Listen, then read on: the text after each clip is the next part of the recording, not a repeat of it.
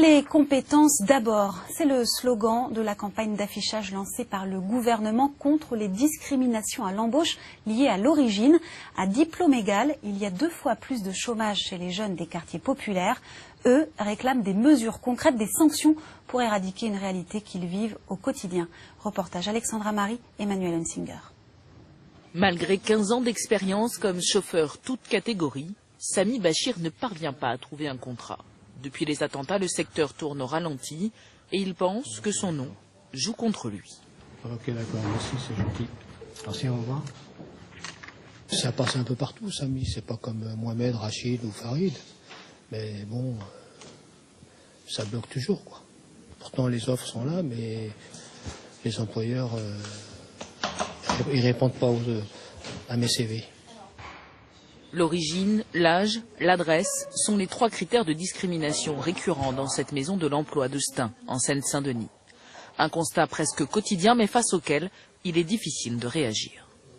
Comment constituer la preuve d'une discrimination? Et alors là, c'est beaucoup plus compliqué. Donc on a le défenseur des droits avec des permanences qui se territorialisent de plus en plus. Nous avons à la Maison de l'Emploi et sur le territoire de Plaine Commune un certain nombre de professionnels qui sont sensibilisés dans les espaces Maison de l'Emploi. Toutefois, on attend des services de l'État, notamment, plus d'accompagnement. Cette association a été entendue par le ministère du Travail. Son expertise, encourager le recrutement des jeunes diplômés issus de quartiers souvent discriminés.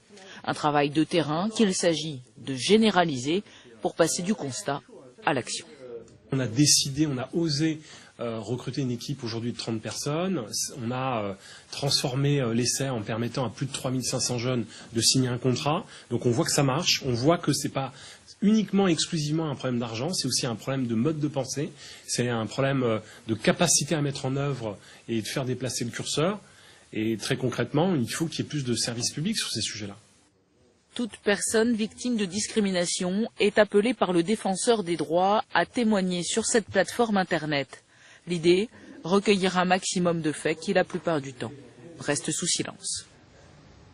Près d'1 Français sur 3 déclare avoir été discriminé à l'embauche. Séverine Larouille.